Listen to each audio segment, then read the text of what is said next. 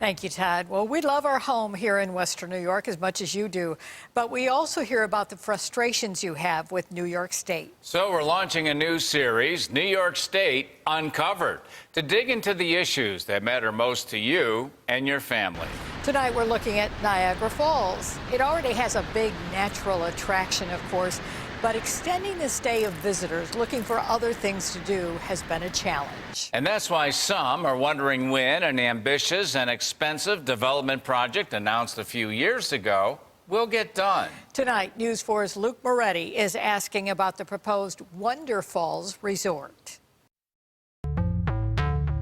And how do you know it's going to work? Because it's a natural. Where in the world is the Wonder Falls Resort promised by the state of New York? Something is not up to speed on this. Something is wrong here. A $150 million project supported by Buffalo Billion Funding, a public-private partnership with an indoor water park serving as the centerpiece. We can't keep looking for grand slams. We need to start hitting singles. It was billed as the last step in transforming the former Rainbow Mall site in the heart of downtown Niagara Falls.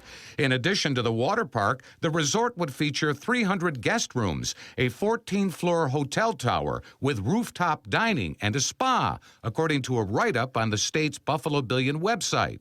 Once built and operational, Wonder Falls would serve as a year-round attraction to extend the stay of visitors on the American side. Like days like today, there's absolutely nothing to do. For years, a symbol of decline and decay, the state promised to breathe new life into the vacant portion of this concrete hulk.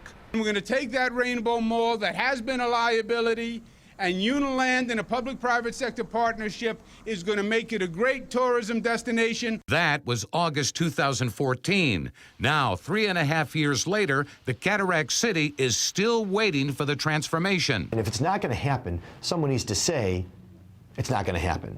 Or if there's a delay for a significant reason, then just tell the public what the reason is. As we sit here today, Wonder Falls is going to happen.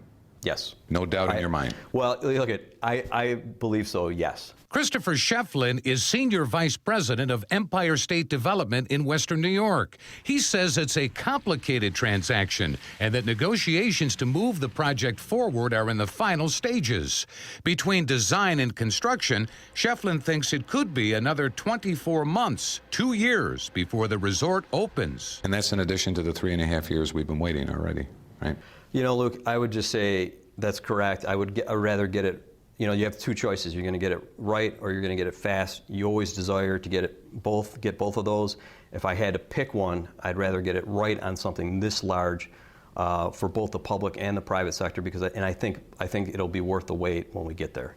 Uniland was selected as the preferred developer. A spokesperson for the company tells News 4 that design refinements, cost estimates, and updated feasibility studies are still being worked on, and that it's possible the project's initial $150 million price tag could change. Although this is an ambitious project, Uniland would not proceed with it if it didn't feel that it was a sound investment. And while the project involves public money, Buffalo Billion Funding, Shefflin would only say the state of New York won't be the majority investor. I'm not going to get into particular dollar amounts today.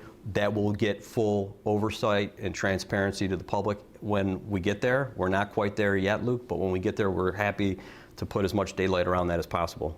Uniland's Jill Pollack says stakeholders are close to announcing a new milestone in the project, but she can't say when shovels will actually go in the ground.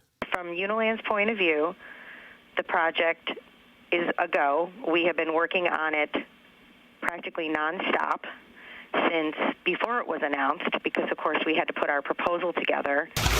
By the way, the state of New York isn't the only one with plans for an indoor water park.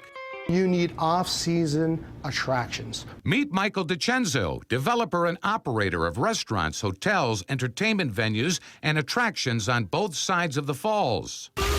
He wants to build a $20 million water park at the north end of his Sheridan property in Niagara Falls, New York. It's all been designed. It's pretty much shovel-ready. But there's one problem. While DiCenzo says he's gotten some help locally in terms of grants and tax incentives, the state of New York, he says, shut the door on him. They've refused us on numerous occasions, and were very clear to us that did not want to lend support towards a water park. Why do you suppose that is? What? Well, the conversation that I've been hearing from them is that they don't want to fund a competing water park project with Wonder Falls. Without some financial backing from the state, around 10% of the project cost, DiCenzo says his water park is on hold. It certainly will not happen without that. We've decided as a state to invest in one. Whether we invest in others, we've never said we never say never. We never say absolutely. DiCenzo already operates a water park on the Canadian side. He says the more water park attractions, the better. Actually, it's not a competition. It's actually they work better in clusters, and we've expressed this to the state, and it's fallen on deaf ears. Might we come back to other water parks someday? Possibly. Are we doing it at this point? Not necessarily.